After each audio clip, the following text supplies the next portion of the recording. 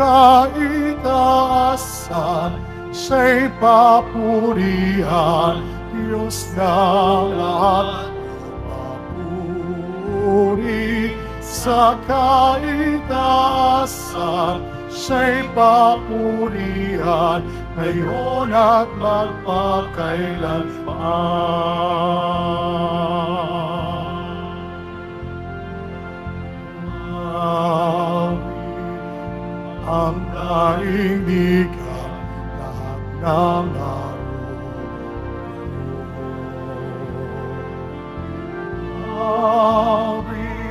Ang sangkatauhan, purihin ang Panginoon.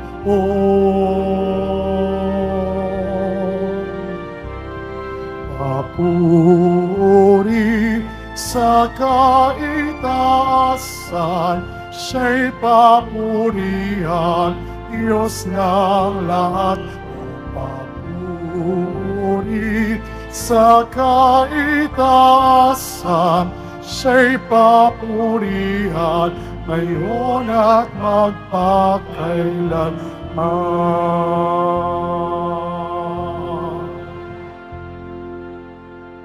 Sa ngalan ng Ama at ng Anak at ng Espiritu Santo. Amen.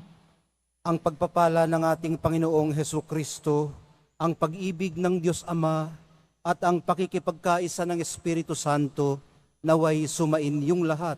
At sumayo rin.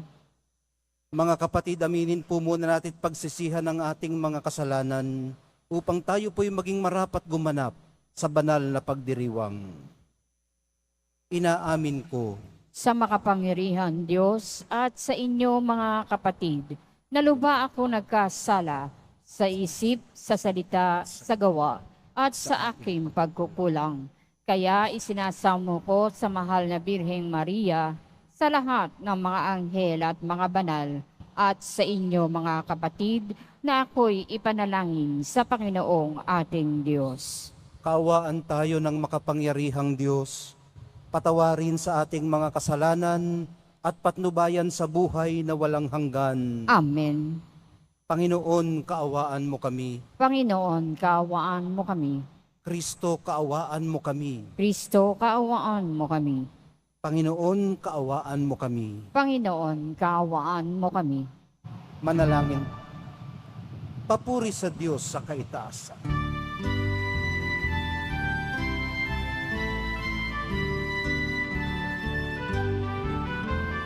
Papuri sa Diyos, papuri sa Diyos, papuri sa Diyos sa kaitaasan.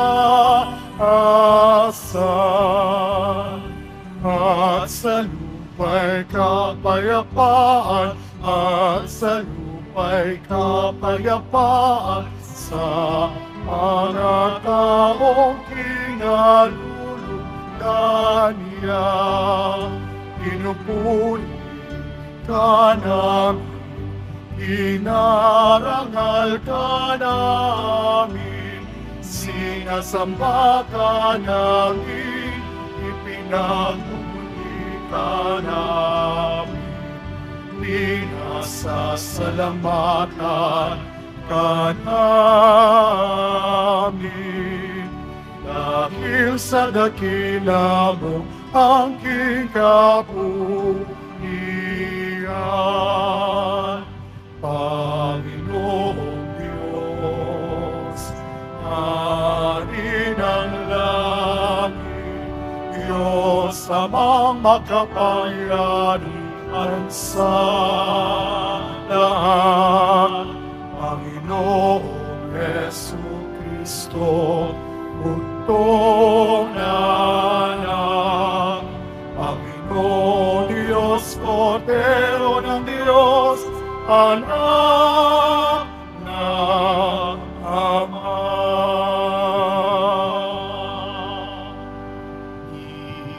Ikaw na nagalis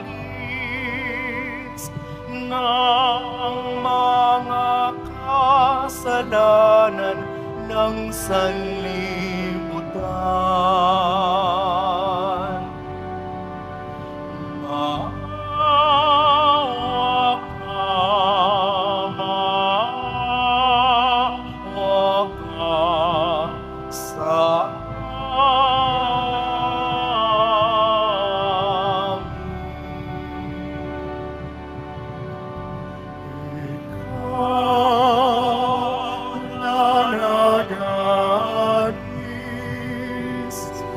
ang mga kasalanan ng sanlibutan.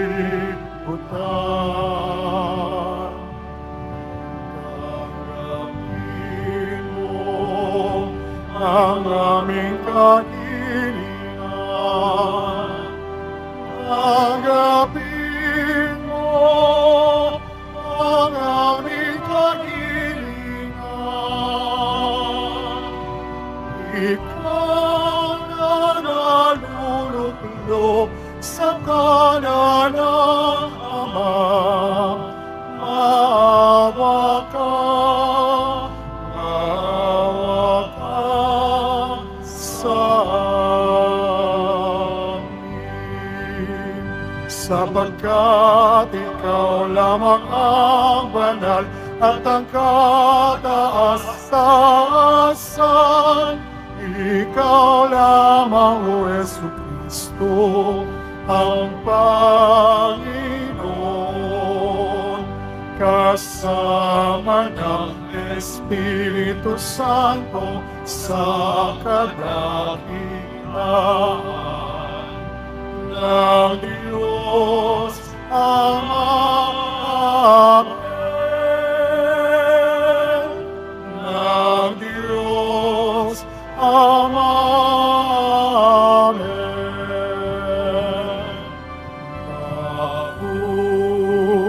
Mabunis sa Diyos, mabunis sa Diyos, mabunis sa Diyos sa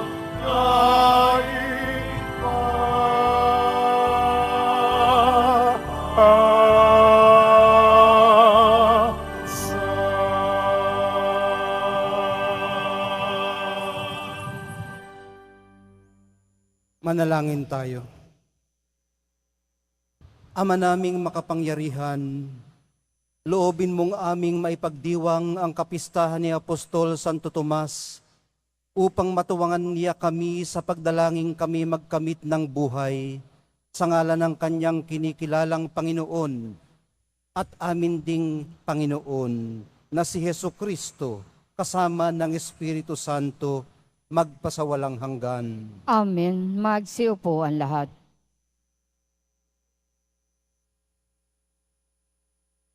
Pagbasa mula sa sulat ni Apostol San Pablo sa mga taga-Efeso. Mga kapatid, hindi na kayo dayuhan o taga-ibang bansa, kundi kababayan ng mga hinirang ng Diyos at kabilang sa kanyang sambahayan. Kayo'y itinayo rin sa saligan ng mga apostol at mga propeta, na ang batong panulukan ay si Kristo Jesus, at sa pamamagitan niya, nagkakaugnay-ugnay ang bawat bahagi ng gusali at nagiging isang templong banal. Dahil din sa inyong pakikipag-isa sa Kanya, kayo'y may kasama nilang naging bahagi ng tahanan ng Diyos sa pamamagitan ng Espiritu. Ang salita ng Diyos. Salamat sa Diyos. Humayot dalhin sa tanan mabuting balitang aral. Humayot dalhin sa tanan mabuting balitang aral. Purihin ang poon, dapat na purihin ng lahat ng bansa. Siya ay purihin ng lahat ng tao sa balat ng lupa. Humayot dalhin sa tanan mabuting balitang aral. Pagkat ang pag-ibig na ukol sa ati dakila at wagas, at ang katapatan niya'y walang wakas. Humayot dalhin sa tanan mabuting balitang aral. Magsitayo ang lahat.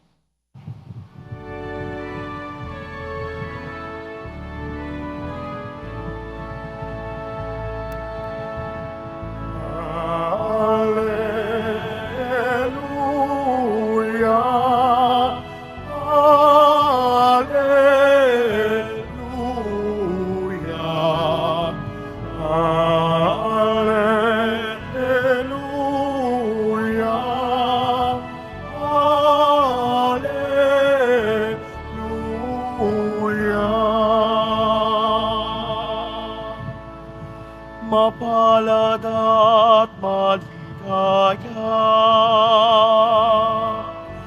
ang sumasampalataya sa di nakita ng mata. Alleluia, alleluia, alleluia, alleluia.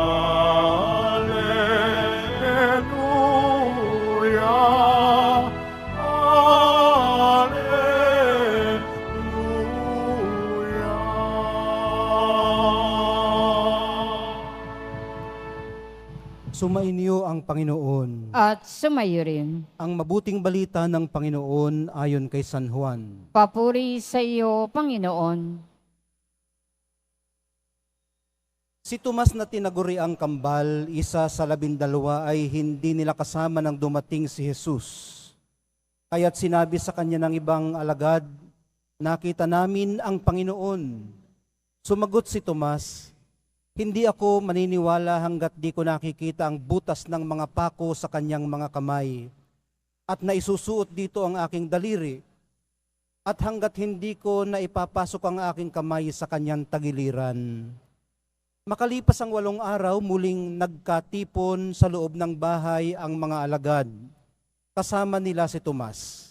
Nakapinid ang mga pinto ngunit pumasok si Jesus at tumayo sa gitna nila. Sinabi niya, sumainyo ang kapayapaan. Saka sinabi kay Tomas, tingnan mo ang aking mga kamay at ilapit dito ang iyong daliri. Ipasok mo ang iyong kamay sa aking tagiliran. Huwag ka nang mag-alinlangan. Maniwala ka na. Sumagot si Tomas, Panginoon ko at Diyos ko. Sinabi sa kanya ni Jesus, naniniwala ka na ba sapagkat nakita mo ako? Mapapalad ang mga naniniwala kahit hindi nila ako nakita. Ang mabuting balita ng ating kaligtasan. Pinupuri ka namin, Panginoong Hesu Kristo. Magsiupo ang lahat. Ipinagdiriwang natin ang kapistahan ni Apostol Tomas. Sa bandang dulo ng kababasa lang na ebanghelyo, ipinahayag po niya ang kanyang pananampalataya. Ang sabi po niya, Panginoon ko at Diyos ko. Sa tingin ko, hindi lang po ito deklarasyon ng paniniwala. Proklamasyon din po ito ng kung sino sa Kanya ang mahal na poong Jesus Nazareno. May ganito rin pong deklarasyon ang iba pang alagad gaya ni Apostol Pedro nang sabihin po niyang, kayo po ang Kristo, ang anak ng Diyos na buhay. Ang conviction po nilang ito sa kung sino ang kanilang sinusundan, marahil ang matibay na nagbubuklod sa kanila. Gaya ng sinasabi ni Apostol Pablo sa mga taga-Efeso sa unang pagbasa. Hindi na kayo dayuhan o taga-ibang bansa, kundi kababayan ng mga hinirang ng Diyos at kabilang sa kanyang sambahayan. Sa mga taga-Filipos, ganito naman ang pagkakasabi niya. Tayo ay mga mamamayan ng langit. Sa madaling sabi, nagkakaugnay-ugnay po tayo sa mahal na poong Jesus Nazareno. At pinag-iisa ng ating pananalig sa Kanya, ang ating Panginoon at Diyos. May mga pagkakataon pong higit na mahalaga kaysa ano paman ang pakikipag-ugnayan. Pakikipag-ugnayan sa Diyos, sa ating sarili, at sa ating kapwa. Kinailangan pong maramdamang pisikal ni Apostol Tomas ang ugnayang ito sa kanyang sinasampalatayanan. Hindi ba't ikaw din? Hindi ba't ako rin? Hindi ba't tayo rin? Hanggat maaari ay gusto sana nating may mahawakan sa ating pananalig. Pinagbigyan naman siya ng mahal na pong Jesus Nazareno. At hanggang ngayon po, hindi siya pumapalyang pagbigyan tayo na mahawakan siya. Matanggap siya o matanggap siya. Makasama siya sa banal na Eukaristiya. Sa kanyang mga buhay na salita at sa isa't isa.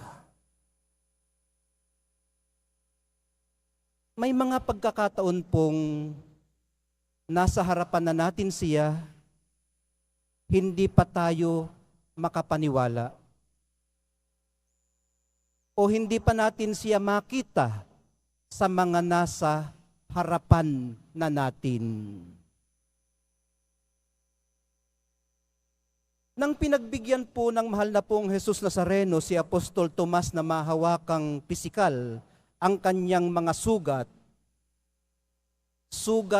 o pilat na pinanatili niya maging sa kanyang glorified state para meron ngang mahawakan, naniwala na siya agad.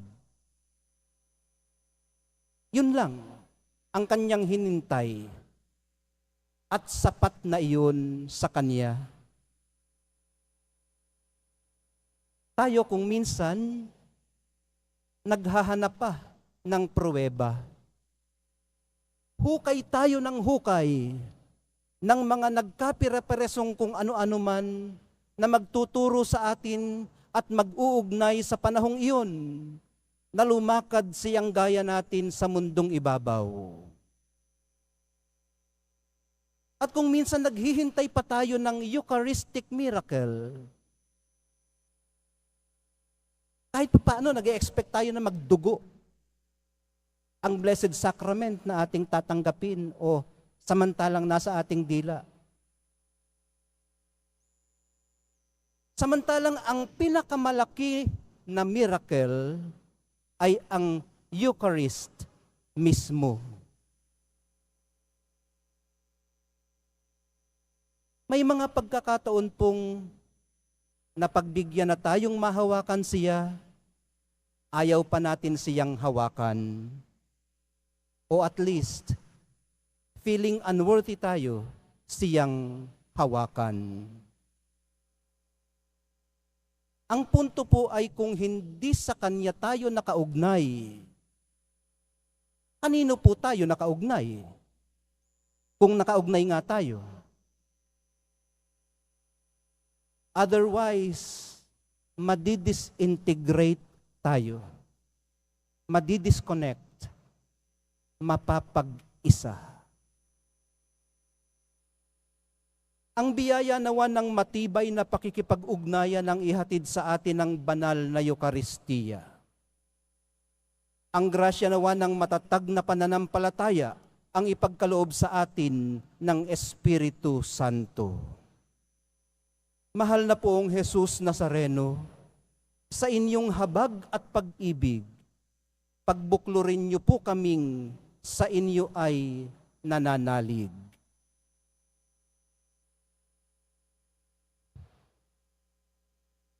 Magsitayo ang lahat.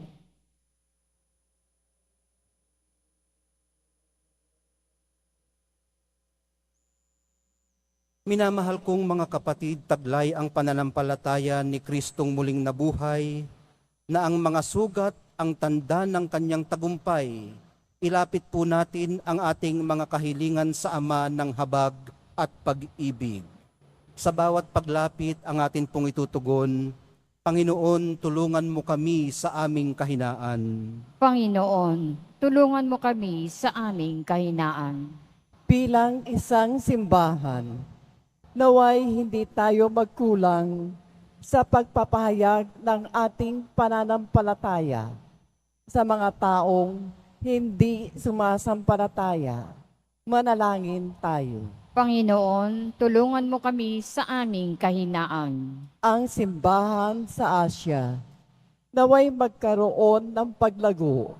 Manalangin tayo. Panginoon, tulungan mo kami sa aming kahinaan. Ang mga nakalukmog sa pagiging makasalanan at kawalan ng pananampalataya, naway mapangimbabawan ang kanilang pag-aalinlangan at yakapin ang tunay na pananampalataya. Manalangin tayo.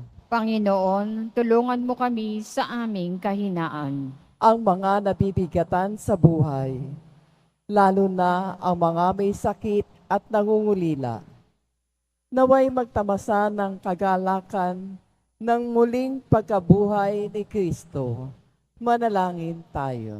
Panginoon, tulungan mo kami sa aming kahinaan.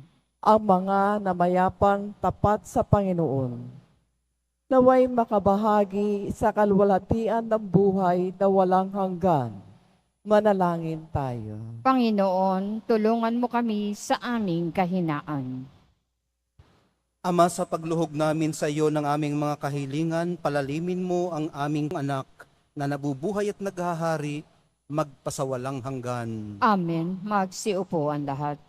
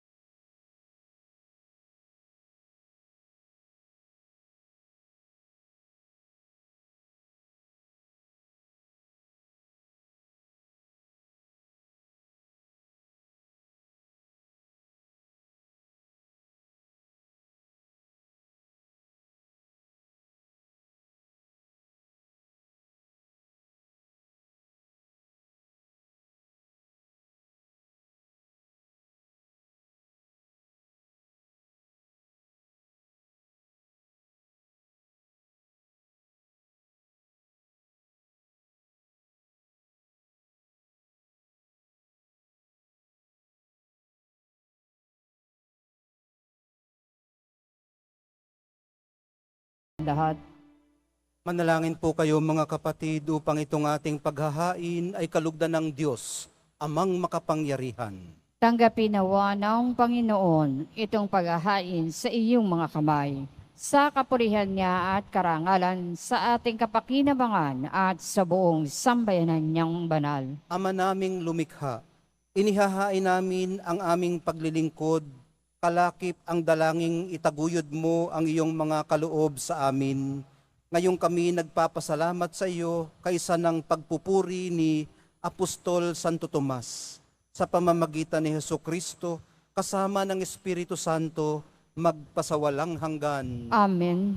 Sumainyo ang Panginoon. At sumayo rin. Itaas sa Diyos ang inyong puso at diwa. Itinaas na namin sa Panginoon. Pasalamatan natin ang Panginoong ating Diyos. Marapat na siya ay pasalamatan. Ama naming makapangyarihan, tunay ngang marapat na ikaw ay aming pasalamatan sa pamamagitan ni Hesukristo na aming Panginoon. Itinatag niya ang iyong sambayanan at ang mga apostol ay salig at katuwang sa pagpapanatili ng iyong pagmamahal na di magwawakas kahit kailan. Kaming sambayanan mo dito sa daigdig ay katibayan ng pamumuhay sa langit. Kaming naririto ang tagapagpahiwatig sa pagkakaisa ng lahat sa iyong pag-ibig. Kaya kaisa ng mga anghel na nagsisiawit ng papuri sa iyo nang walang humpay sa kalangitan, kami nagbubunyi sa iyong kadakilaan. Santo, Santo, Santo, Panginoon Diyos na mga hukbo, napupuno ang langit at lupa ng kadakilaan mo, o sana sa kaitaasan. Pinagpala ang naparirito sa ngalan ng Panginoon, o sana sa kaitaasan. Magsiluhod ang lahat. Ama naming banal, ikaw ang bukal ng lahat ng kabanalan, kaya't sa pamamagitan ng iyong Espiritu, gawin mong banal ang mga kaloob na ito, upang para sa amin maging katawan at dugo ng aming Panginoong Hesukristo. Bago niya pinagtiis ang kusang loob na maging handog, hinawakan niya ang tinapay, pinasalamatan kaniya, pinaghati-hati niya iyon, iniabot sa kanyang mga alagad at sinabi, "Tanggapin ninyong lahat ito at kanin, ito ang aking katawan na ihahandog para sa inyo."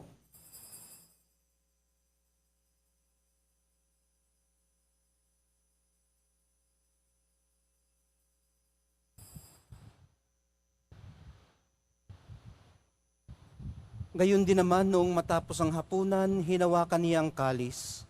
Muli kanyang pinasalamatan. Iniabot niya ang kalis sa kanyang mga alagad at sinabi, "Tanggapin ninyong lahat ito at inumin. Ito ang kalis ng aking dugo, ng bago at walang hanggang tipan. Ang aking dugo na ibubuhos para sa inyo at para sa lahat. Sa ikapagpapatawad ng mga kasalanan, gawin ninyo ito sa pag-alaala sa akin."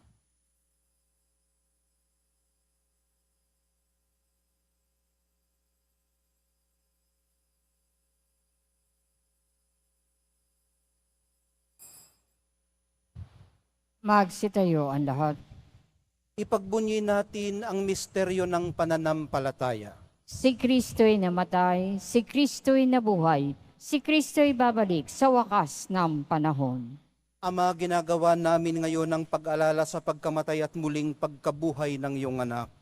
Kaya't iniaalay namin sa iyo ang tinapay na nagbibigay buhay at ang kalis na nagkakaloob ng kaligtasan. Kami nagpapasalamat dahil kami iyong minarapat na tumayo sa harap mo para maglingkod sa iyo. Isinasamo namin kaming magsasalo-salo sa katawan at dugo ni Kristo ay mabuklod sa pagkakaisa sa pamamagitan ng Espiritu Santo. Ama, lingapin mo ang iyong simbahang laganap sa buong daigdig. Puspusin mo kami sa pag-ibig, kaysa ni Francisco na aming Papa at ni Jose na aming Obispo at ng Tanang Kaparian. Alalahanin mo rin ang mga kapatid naming nahimlay, nang may pag-asang sila'y muling mabubuhay, gayon din ang lahat ng mga pumanaw. Kawaan mo sila at patuloyin sa iyong kaliwanagan. Kawaan mo at pagindapatin kaming lahat na makasalo sa iyong buhay na walang wakas.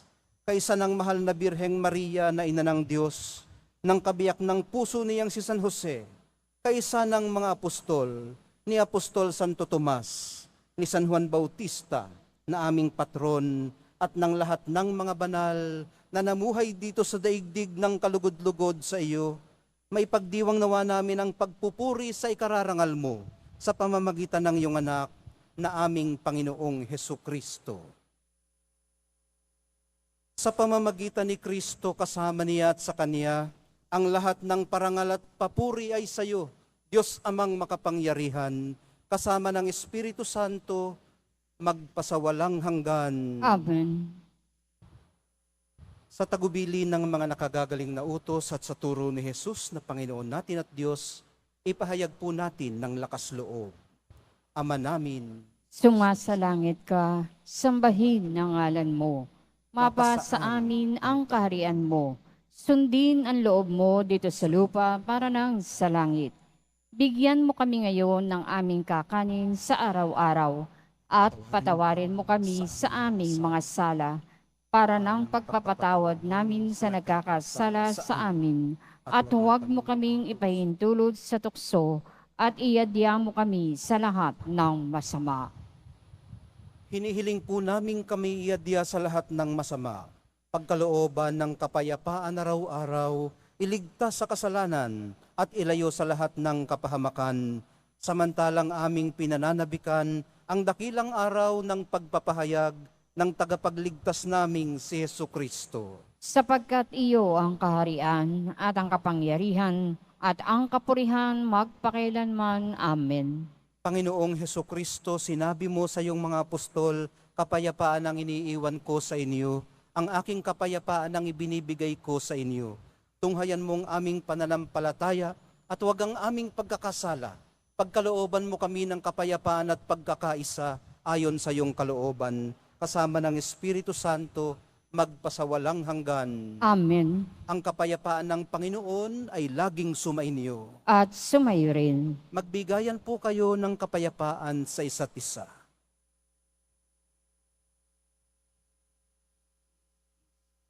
Kordero ng Diyos na nag-aalis ng mga kasalanan ng sanlibutan, maawa ka sa amin. Kordero ng Diyos na nag-aalis ng mga kasalanan ng sanlibutan, maawa ka sa amin. Kordero ng Diyos na nag-aalis ng mga kasalanan ng sanlibutan, ipagkaloob mo sa amin ang kapayapaan. Magsiluhod ang lahat.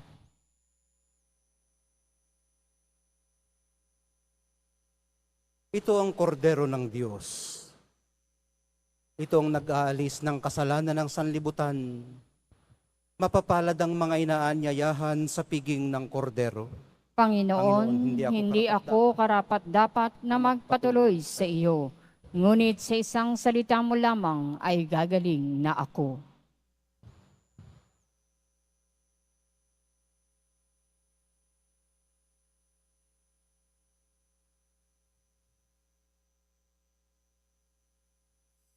Para sa lahat ng tatanggap ng banal na komunyon, sasagot po tayo ng amin pagkasabi ng pari o ng lay minister ng katawan ni Kristo at isubo agad sa bibig bago umalis sa harapan ng pari o lay minister. Sumunod po tayo.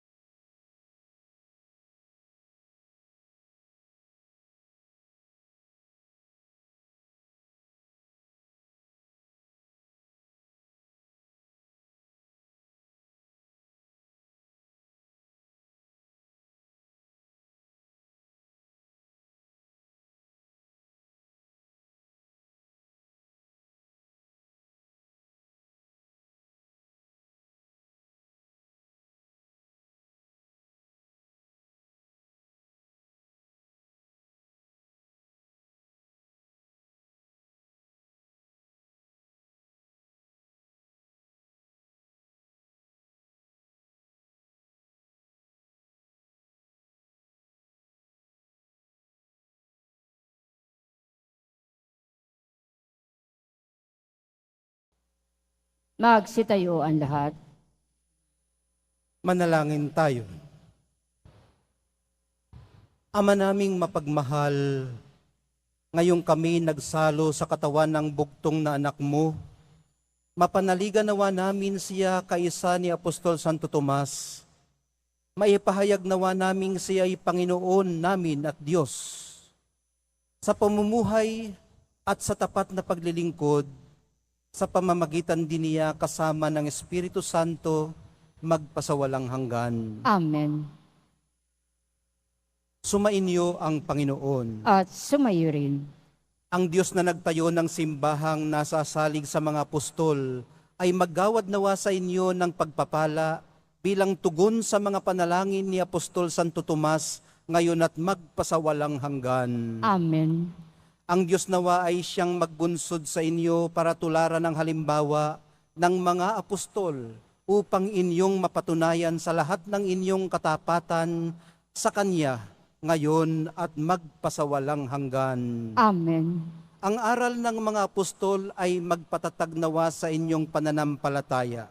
Ang kanilang mga panalangin ay magbunga nawa ng inyong pagsapit sa tahanang tunay at walang hanggan.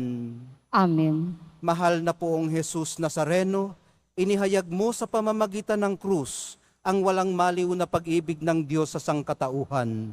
Pakinggan mo ang kahilingan ng iyong angkan na nagsusumamo sa iyo. Makamtanawa nila ang inyong katugunan at tanggapin ang kasagutan na may utang na loob na tinatanaw. Basbasan din po ninyo at pagpalain ang kanilang mga pinasasalamatan, hinihiling at pinagsusumikapan sa araw-araw, pati na ang daladala nilang mga imahin at dasalan. Matagpuan din po nawa nila ang kanilang mga hinahanap. Sa pamamagitan ng bendisyon na ito, naway maalala nila ang mga pangako nila noon sa binyag, na ikaw ang kanilang iibigin at paglilingkuran bilang Panginoon magpasawalang hanggan. Amen. At pagpalain kayong lahat at ang inyong pamilya at mga komunidad ng makapangyarihan at mapagmahal na Diyos, Ama, Anak, at Espiritu Santo.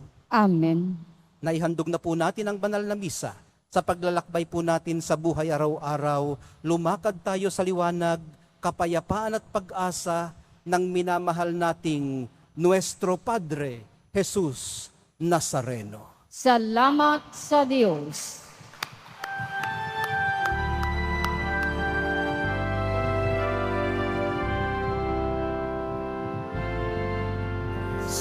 Padre Jesus Nazareno, sinasamba ka namin. Pinipinto ka namin, aral mo ang aming buhay at kaligtasan. Nuestro Padre Jesus Nazareno, iligtas mo kami sa kasalanan. Ang krus mong kinamatayan ay sagisag ng aming kaligtasan. Nuestro Padre Jesus Nazareno, dinarangal ka namin. Nuestro Padre Jesus Nazareno, niluluwalhati ka namin. Nuestro Padre Jesus Nazareno, dinarangal ka namin. Nuestro Padre Jesus Nazareno, niluluwalhati ka namin.